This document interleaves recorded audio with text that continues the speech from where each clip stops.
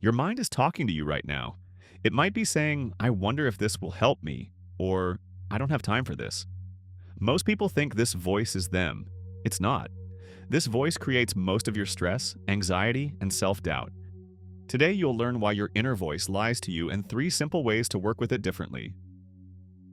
This inner voice has one job: to keep you safe by predicting problems. But it does this by creating stories that aren't true. It tells you, I'm not good enough when you face a challenge. It says this won't work before you try something new. It replays conversations from 3 years ago at 2 a.m. The problem isn't that you have this voice. Everyone does. The problem is believing everything it tells you. When you believe these mental stories as absolute truth, you live in a world of imaginary limitations. Let's explore these ideas further. And if you find this content useful, drop a like and subscribe to our channel for more videos on exploring your psyche. Part 1. What neuroscience reveals about your mental narrator. In 2001, neuroscientist Marcus Reichel made a discovery that changed how we understand the brain.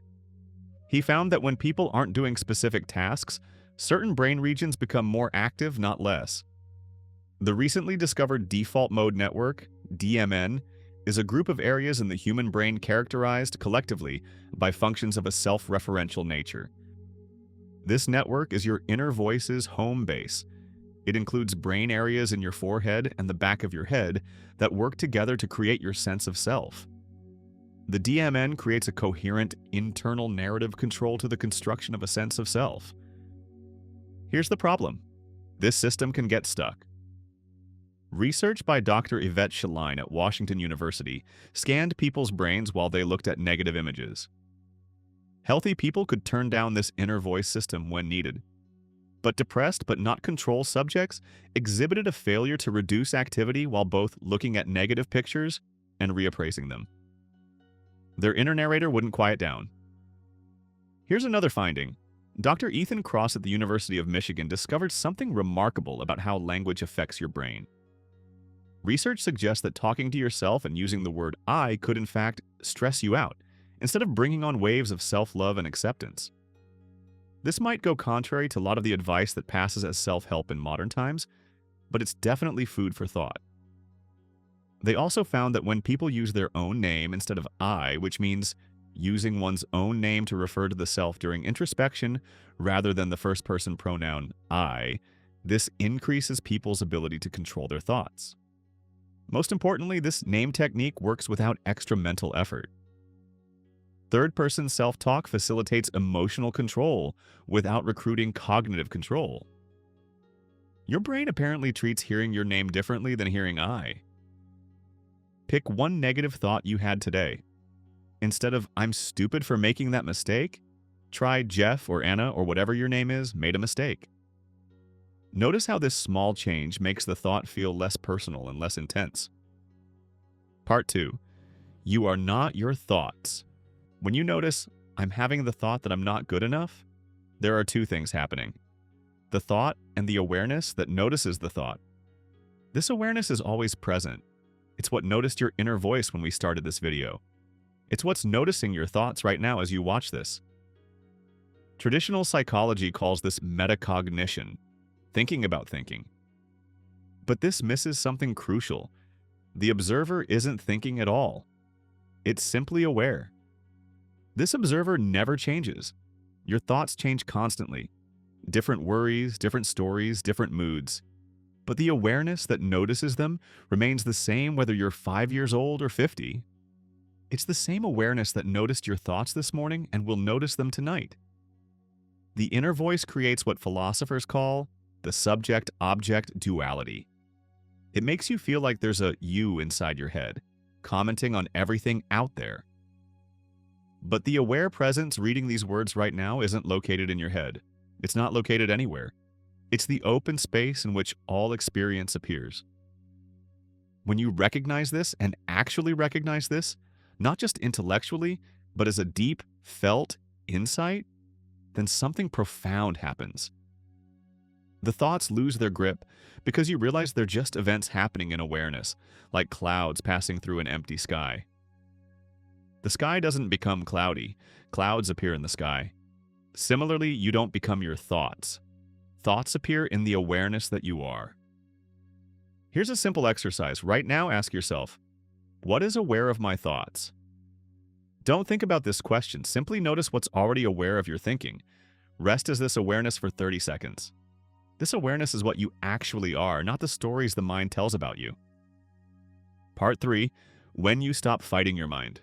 Wu Wei, often translated as effortless action, literally means non-doing or not forcing. It's the difference between swimming against a current and moving with it. Most people try to fight their inner voice, arguing with it, suppressing it, or forcing positive thoughts to replace negative ones. This creates what the ancient Chinese called going against the grain of the universe. Here's what actually happens when you fight your thoughts. Your brain activates stress networks, your inner voice gets louder, and you waste enormous mental energy. It's like trying to hold a beach ball underwater. The harder you push, the more force pushes back.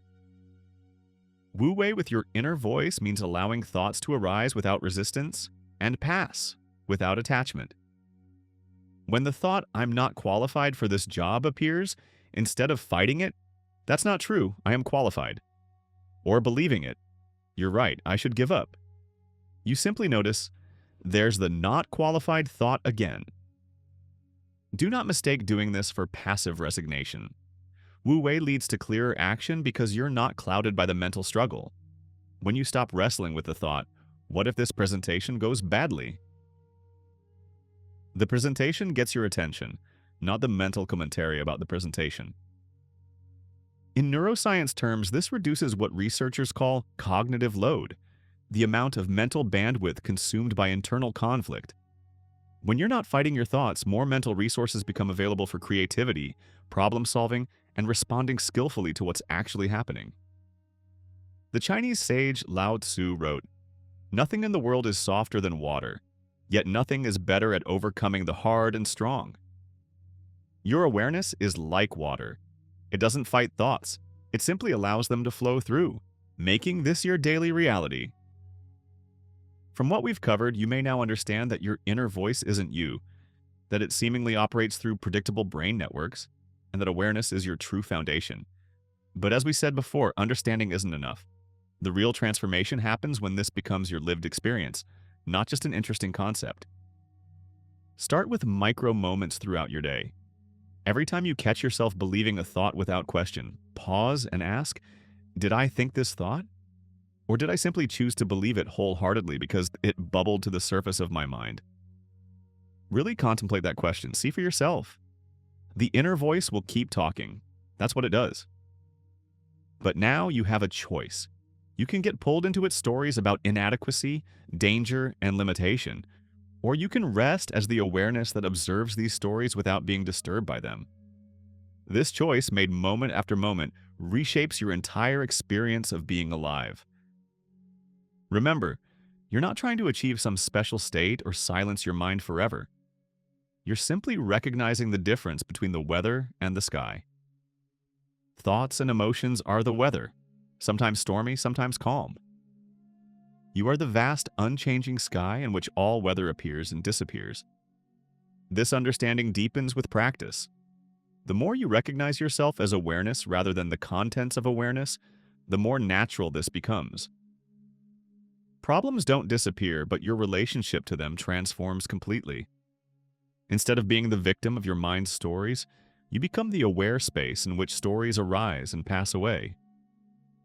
If you're ready to explore more dimensions of this understanding, from how awareness relates to authentic decision-making to why most spiritual practices miss the mark, there's much more we'll be diving into on this channel. Your inner voice is still talking right now, probably commenting on what you just heard. Perfect. Now you know exactly what that is.